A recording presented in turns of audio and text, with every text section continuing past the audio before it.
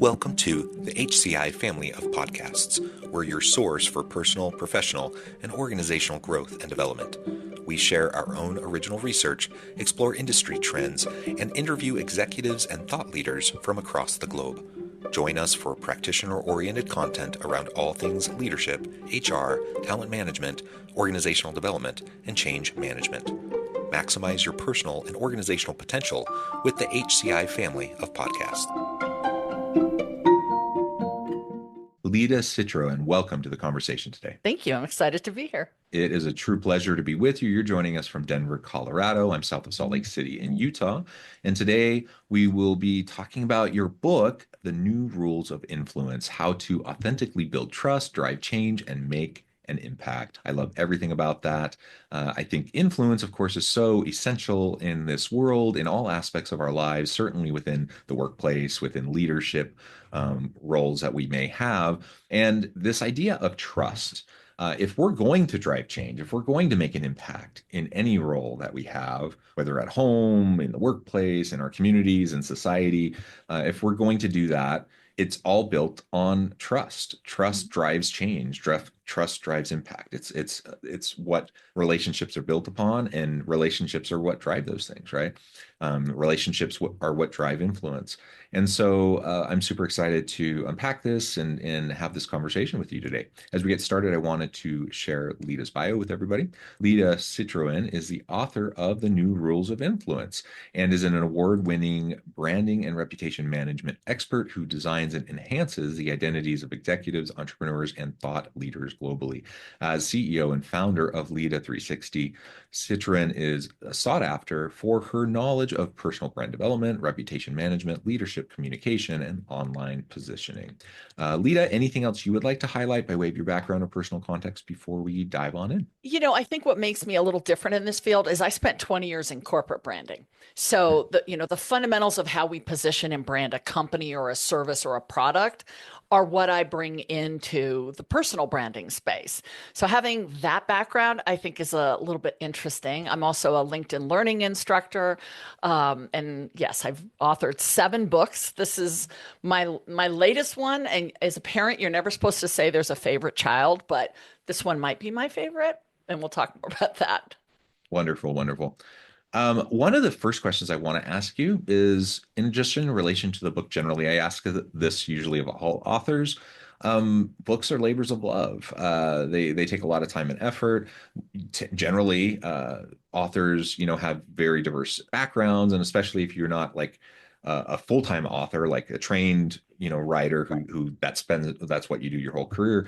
It's something that has a unique story. So I would be curious, like, why this book? Why now? What's kind of the backstory behind why this book came about? Well, I love that question. Thank you, John. Most of my books have been business books, right? How to do something. I wrote a book called Control the Narrative, which is for executives to learn about positioning themselves.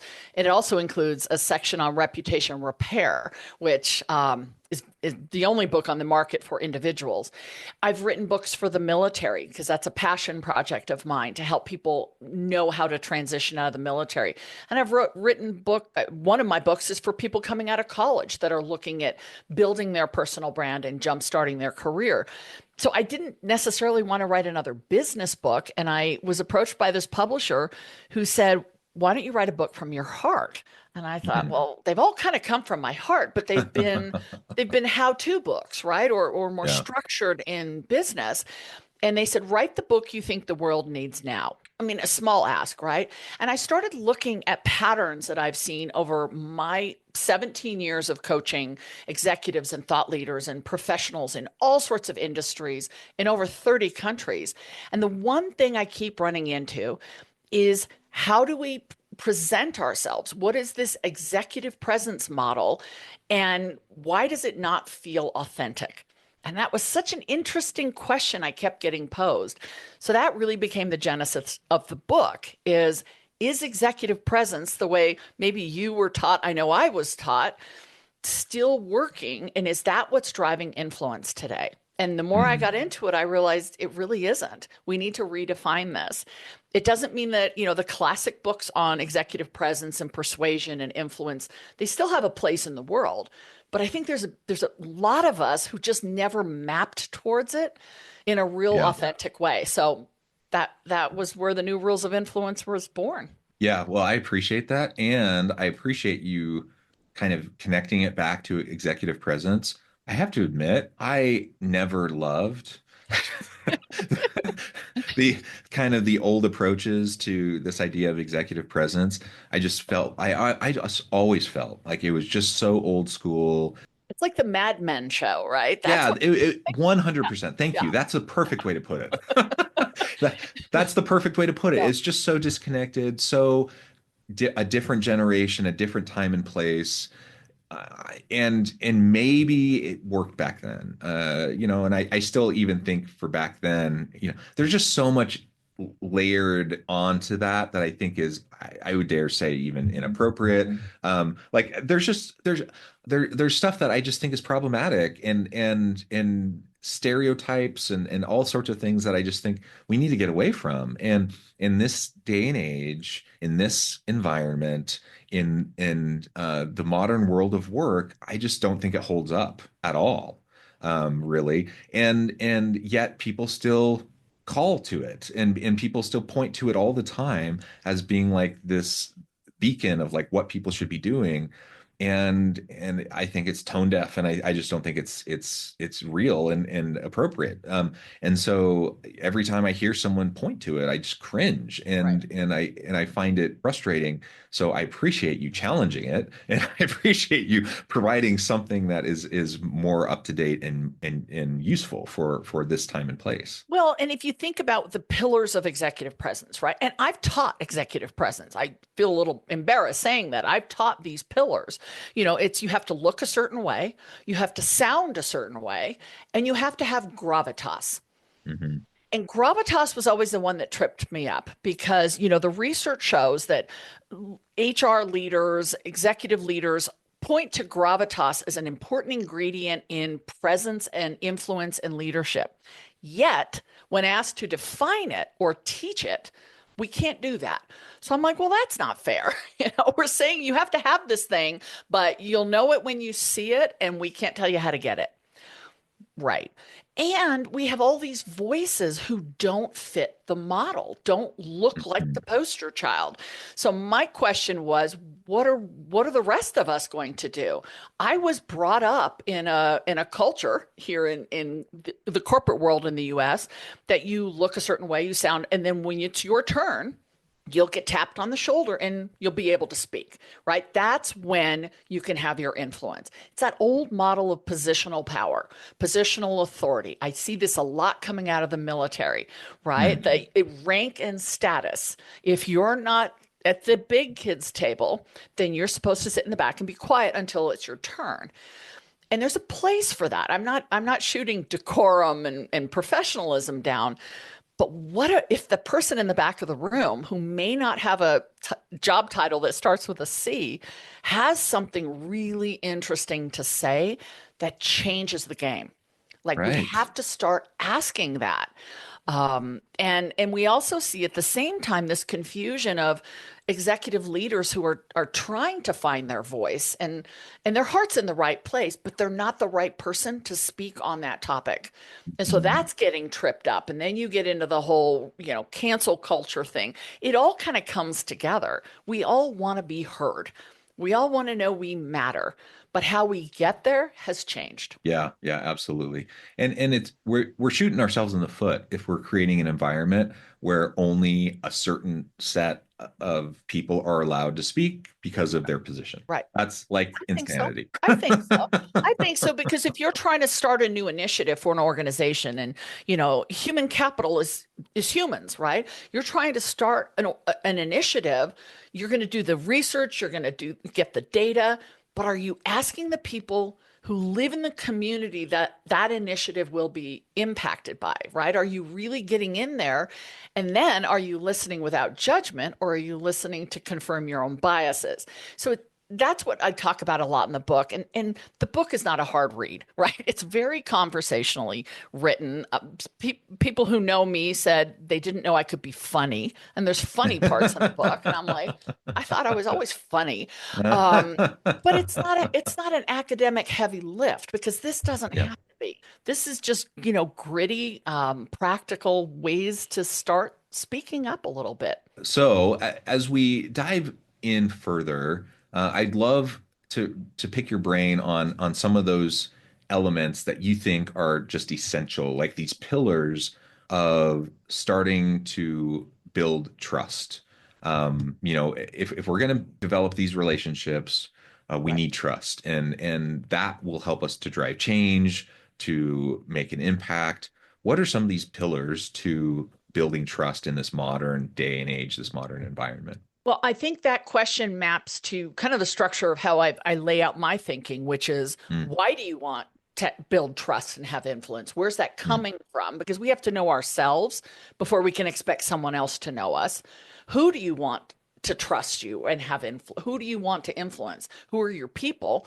And then we get to the how and the where. So that's kind of how I map my thought process around influence. And the first one, maybe the hardest, is to understand why.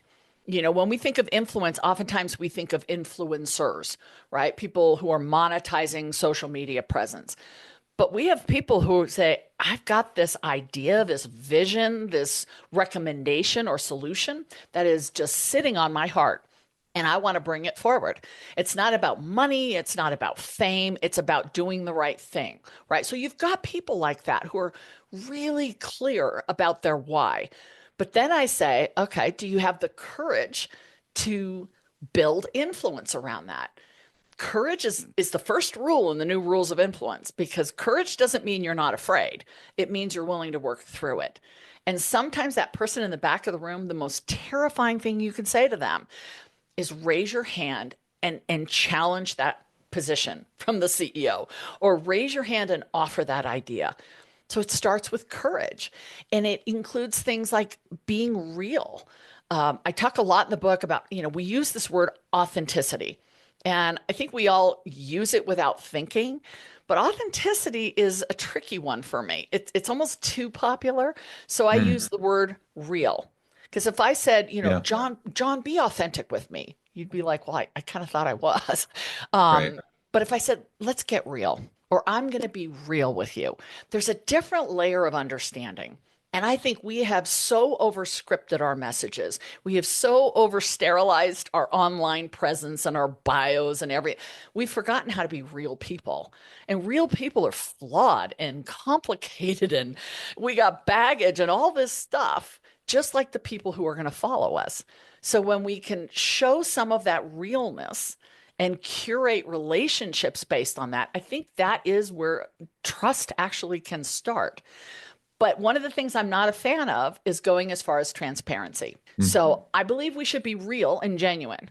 If you ask me a question and I choose to answer, or I'm going to post something or make a comment, it should be my real view and opinion. But I don't have to tell you everything.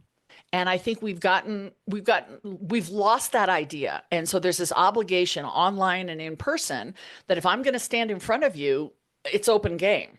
And I don't believe in that. I also do reputation repair work. And I think a lot of people get into trouble when they overshare or they step into conversations they have no business being in just because they mm. want to be part of a trending topic. So be real, be genuine, share from your heart, but know that you're allowed to create boundaries for yourself. I think influence today and building trust is also about understanding that not everybody's like us. And that's the challenge, but that's also where the beauty comes in. So the people I see building trust are people who are asking those questions and then just listening. I have an example of a client was telling me recently she was bringing a big new project to her team and she had worked on this, she'd curated it, she was so excited and she brought it to the team expecting them all to be really excited and for the most part they were. But there was one person at the end of the table who said, that doesn't really work for my community. And let me tell you why. And everybody in the room got quiet. they were like, uh-oh, what's going to happen? Is he going to get fired? Right? He just counteracted the boss. And the best thing my client said was, thank you. Thank you. Please tell me why this doesn't work for your community. And a great conversation was had. Doesn't mean you're going to change your view. It doesn't mean you're going to redo the project. It just means you're willing to consider and hopefully not miss something. So these are just some basic tools to building influence and getting that trust. That is really the foundation. Yeah, no, I really appreciate that. And I think I like what you say about getting real, and about transparency. Like I'm a big believer within an organizational setting, like as a leader, as a leadership team, trying to be as appropriately transparent as possible with your team and with your people about policies, practices, procedures, about strategy, about those sorts of things. Recognizing that you can't be fully transparent about everything, and so I always use that caveat, like be appropriately transparent, right? And as leaders, we have to be real with our people, right? Yeah. And you were also talking about just personally, like what we're posting online, what we're sharing with other people. Do we overshare with people? And the reality is, yes, like people are Hmm. oversharing all the time. And if I'm going to like, sometimes we use the term like bring your whole authentic self to work. Right. That doesn't mean burdening everyone with every last aspect of all of your baggage, right? Which Yeah, some people interpret that as. Like, exactly. I don't want people to have to check everything about themselves and all their personal life at the door. Like, leave your personal life at home and then check it at the door and then come to work. We're not like the show Severance where you have to like completely separate different aspects of your life. That's ridiculous, right? Mhm. But you also don't come to work and like overshare and dump all of your stuff on everyone at work. That's ridiculous too. So there has to be appropriate boundaries. There has to be like decorum. There has to be like yeah, there has to be a balance. And you can be real with each other, be genuine. You can recognize that, yes, we all have our stuff. Yes, we all have messiness in our lives, but you don't have to overshare. Nobody has the bandwidth to take on and like be the therapist for everyone in their office and to have to take Yeah. on all the stuff for everyone around them when they have their own stuff, right? But we can also have empathy for each other, and we can Yes. also like be there as like some level of support for each other without having to overshare, right? Absolutely. And what I would advise is think about that ahead of time. So, I have guardrails around three topics, for instance, I typically don't go into. I don't talk about politics. Mm, Does not mean I don't have political views, but it's not part of my brand. I don't work with politicians. It's not my world, so I can keep that off to the side. I don't talk about alcohol and drugs. It's not part of the work that I do.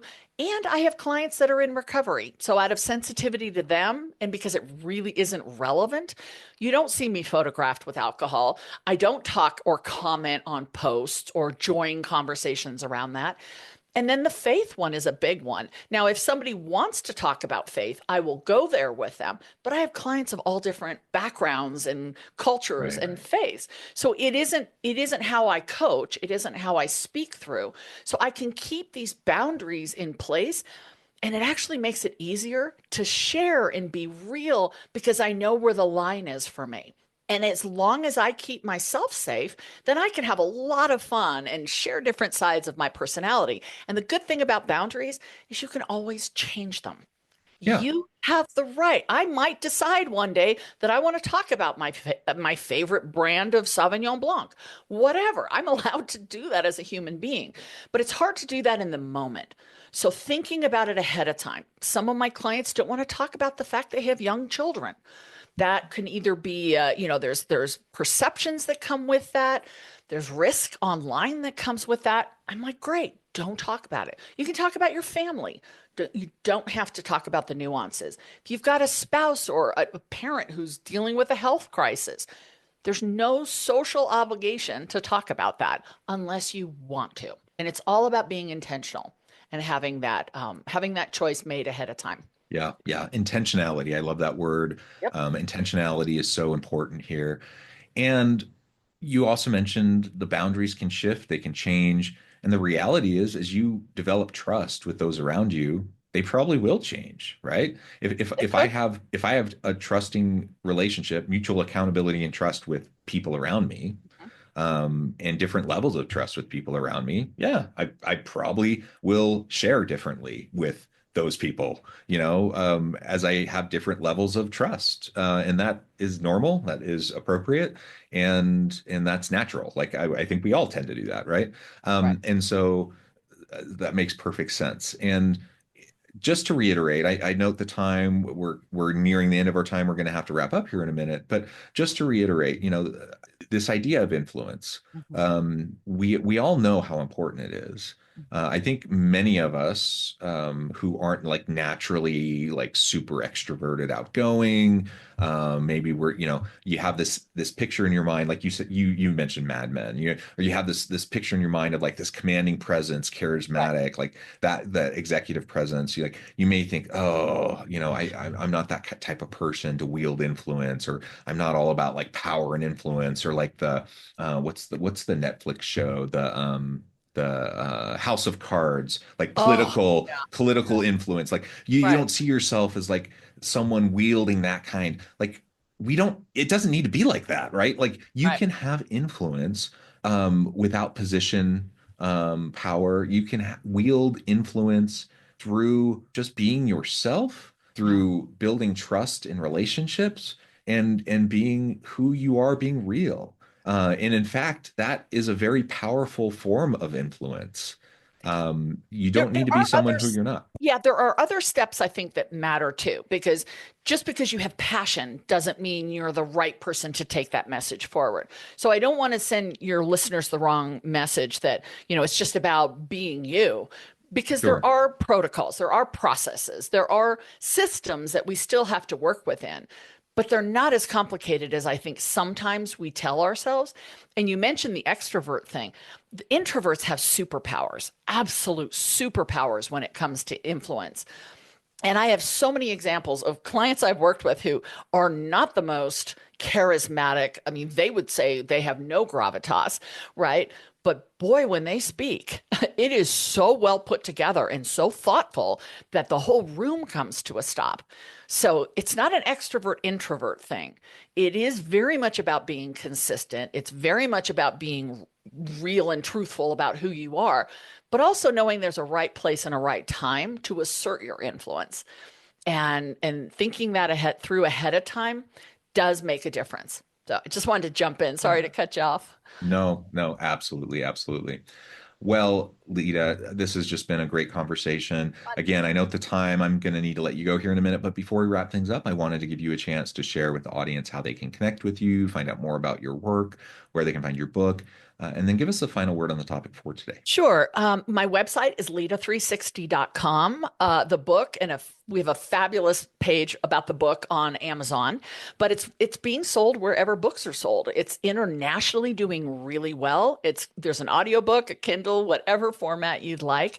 And I'm pretty active on social media, so you can pretty much find me on all social media. The reason this book matters so much to me and this topic and what I'm starting to hear is there are a lot of people who have asked themselves that question. What if I'm meant to do more? What if I have something to say that changes everything, right? In my community, in my region, in my county, in my company. And those are the people that are starting to come forward. And it's a little bit of a slow burn, but when I get messages like that, I mean, my heart is just so happy because that's the person who I think we need to hear from. And the people who are leading those people need to know they're somewhere in the room. We have to find them. Yeah, yeah. Wonderful. Lita, thank you so much. It's been a Thank pleasure. I you. encourage the Thanks, audience to John. reach out, to get connected, find out more about what Lita can do for you. And as always, I hope everyone can stay healthy and safe, that you can find meaning and purpose at work each and every day. And I hope you all have a great week.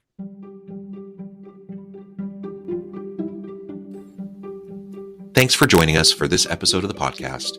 We hope you stay healthy and safe, and please join us again soon.